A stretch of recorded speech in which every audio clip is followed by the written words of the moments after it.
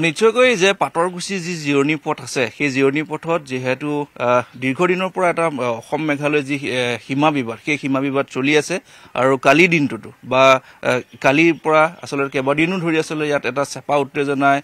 বিৰাজ কৰি আছে কিয়নো এই মুহূৰ্তত যদি মই দেখাওঁ যে এপিডিচিএলৰ ফালৰ পৰা এটা ইয়াত যি বৈদ্যুতিক খুঁটা আসলে ইয়াত স্থাপন কৰা হৈছিল দেখা পোৱা গৈছে যে এই অঞ্চলৰ যি পাটৰকুছি জিৰণি পথৰ যিসকল লোক আছে তেওঁলোকলৈ যেহেতু বিদ্যুতৰ যি যোগাযোগ সেই যোগাযোগটো দিবৰ কাৰণে এপিডিচিএলৰ ফালৰ পৰা এই ধৰণৰ ব্যৱস্থা গ্ৰহণ কৰা হৈছিল কিন্তু এই অঞ্চলটো আসলে মেঘালয় যিসকল লোক আছে সেইসকল অভিযোগ কৰে যে এই অঞ্চলটো আসলে তেওঁলোকৰ অধীনত পৰে যাৰ ফলত কালি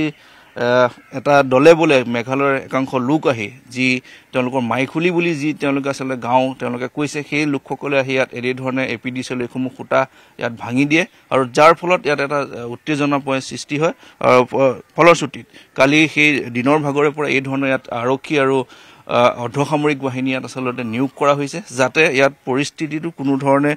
বিঘ্নিত নহয় যে যিসকল লোক ইয়াত সীমামূৰীয়া যিহেতু অঞ্চল ইয়াত সমিল মিলিয়ে যিহেতু ইয়াত চলিব লাগিব গতিকে ইয়াত যাতে কোনো ধৰণৰ সীমা বিবাদক লৈ কোনো ধৰণৰ হিংসাত্মক পৰিস্থিতি যাতে সৃষ্টি নহয় কিন্তু দেখা পোৱা গৈছে ইয়াত বাৰে বাৰে আচলতে দুইখন চৰকাৰে মেঘালয় আৰু অসম চৰকাৰে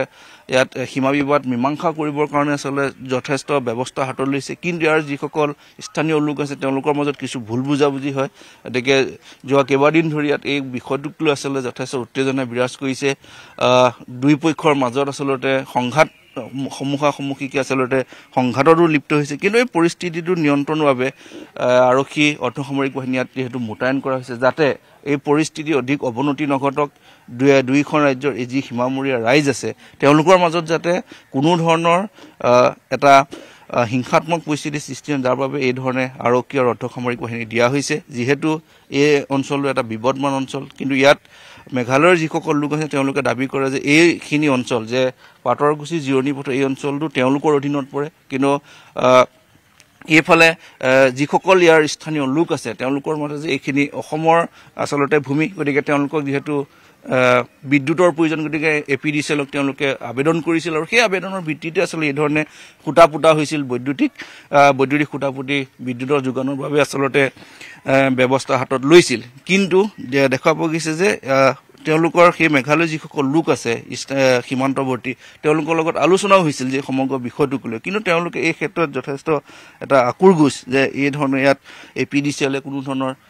খুঁটা পুতিব নোৱাৰিব বা এই সকল গতিকে কালি দিনটোৰ পৰা যিহেতু যথেষ্ট ইয়াত উত্তেজনাময় এটা পৰিস্থিতি সৃষ্টি পৰৱৰ্তী সময়ত প্ৰশাসনৰ শীৰ্ষ বিষয়াসকল ইয়াত উপস্থিত হৈ তেওঁলোকে সমগ্ৰ বিষয়টো এই মুহূৰ্তত এটা আলোচনা পৰ্যায়লৈ আনিছে আৰু এটা শান্তি পৰিৱেশ যেতিয়া এই মুহূৰ্তলৈকে আহিছে কিন্তু যাতে কোনো ধৰণৰ আৰু অপ্ৰীতিকৰ পৰিস্থিতি সৃষ্টি নহয় বা দুইখন ৰাজ্যৰ মানুহ জনসাধাৰণৰ মাজত যাতে সংঘাত হয় তাৰ বাবে এই ধৰণে আৰক্ষী আৰু অৰ্ধসামৰিক বাহিনী ইয়াত মোতায়েন কৰি থোৱা হৈছে কিন্তু দেখা পোৱা গৈছে সমগ্ৰ বিষয়টো যিহেতু বিপদমান গতিকে দুইখন ৰাজ্য চৰকাৰে আলোচনা কৰি আচলতে এটা মীমাংসা কৰিব লাগিব যে ইয়াত আচলতে এপিডিচিএলে খুঁটা পুতিব পাৰিবনে নাই বা তেওঁলোকক যিহেতু বিদ্যুতৰ যোগানৰ প্ৰয়োজন কিন্তু এই ক্ষেত্ৰত সকলোখিনি আলোচনাৰ মাজেদি কৰাৰ ফলত কৰিলেহে আচলতে সমগ্ৰ বিষয়টো যি সীমা বিবাদ এটা সৃষ্টি হৈ আছে দীৰ্ঘদিনৰ পৰা সেই সমগ্ৰ বিষয়টো যথেষ্ট পৰিমাণে মীমাংসা হ'ব আৰু সেই সমগ্ৰ বিষয়টোৱে দুইখন ৰাজ্যৰ সীমামূৰীয়া এই লোকসকলৰ মাজৰ যি দীৰ্ঘদিনীয়া সংঘাত সেয়া উৰ পৰিব আপুনি বিচৰা বাতৰি পাব কেৱল নিউজ 18 এপত